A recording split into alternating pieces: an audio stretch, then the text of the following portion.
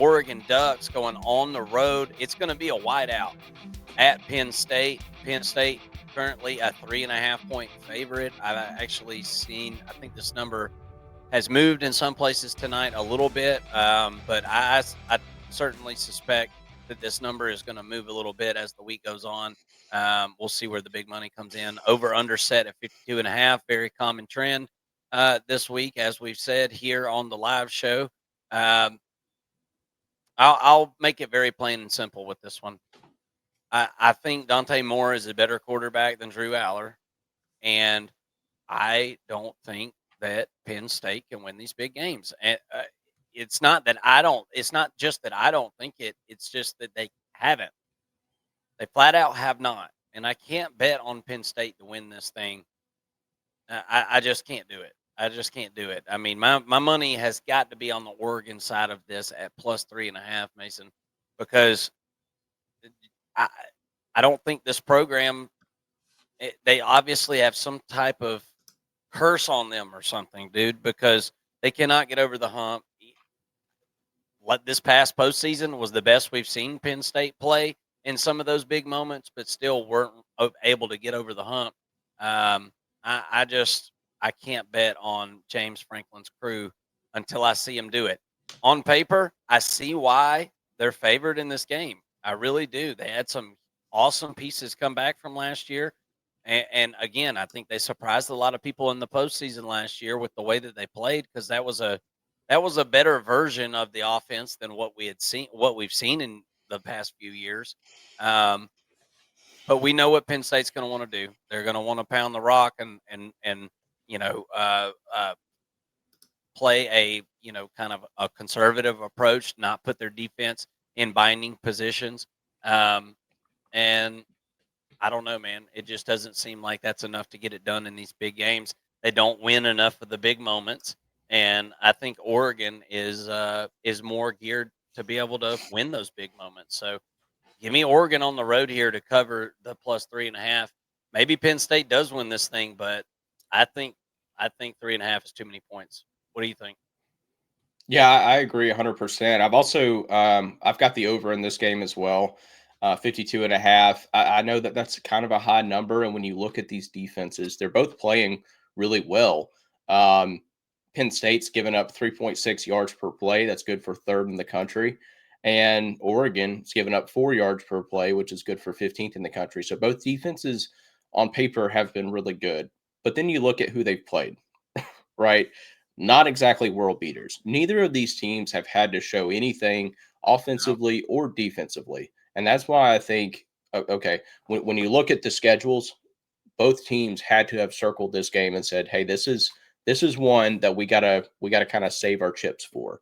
And then we go all in, and then we can go back to playing vanilla and kind of wait on the bigger games coming up. I know Penn State's got Ohio State. I don't know that Oregon plays another tough game, to be honest with you, um, but looking at this matchup, I think I really think that both teams have held back a lot. This is one where I think Oregon could win 100%. Although I did see their offense kind of take a step backwards.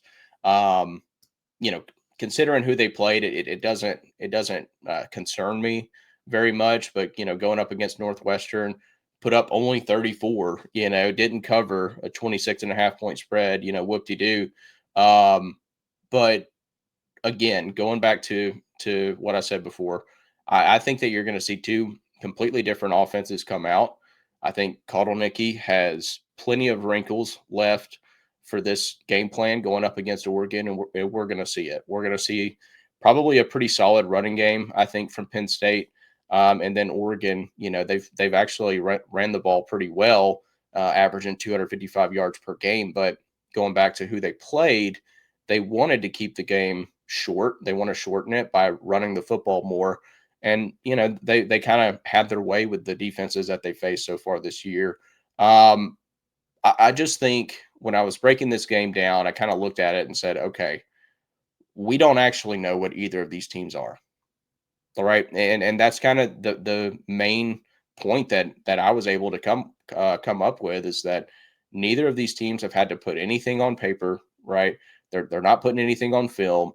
What are we going to see? You know, and this is a good this is a good meter check, I guess, for both teams. You know, this is a playoff game essentially. I've got both of these teams in the playoff at the end of the year, and so what we see this week is going to really dictate what we see moving forward from both of these teams for the rest of the season.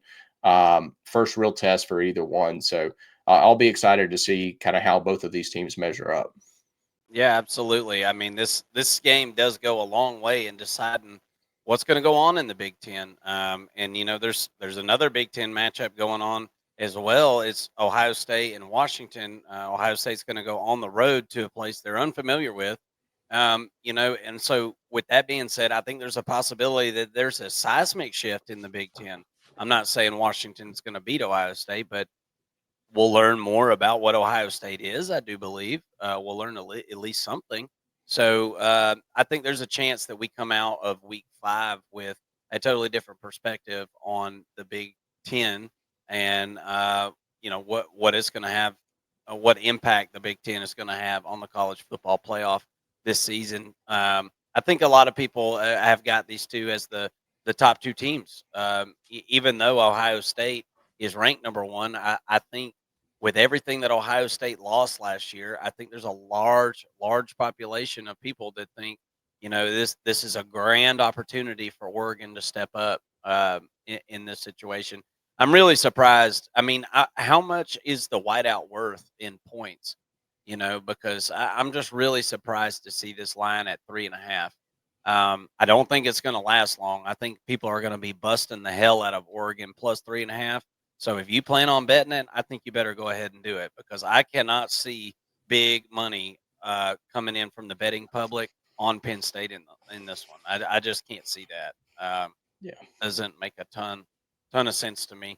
I, Maybe you're a glutton for punishment, but I mean, betting on Penn State to win these big games, I mean, that's got to be getting old at this point, because they just haven't been able to convert, man. Um, we both like Oregon. We're all on board. We're on the same picks this week, man. All you Oregon and Penn State folks, y'all come hang out with us. Hit that like button. Hit that subscribe button. We love you. We need you, and we want you here on the First and Long College Football Show.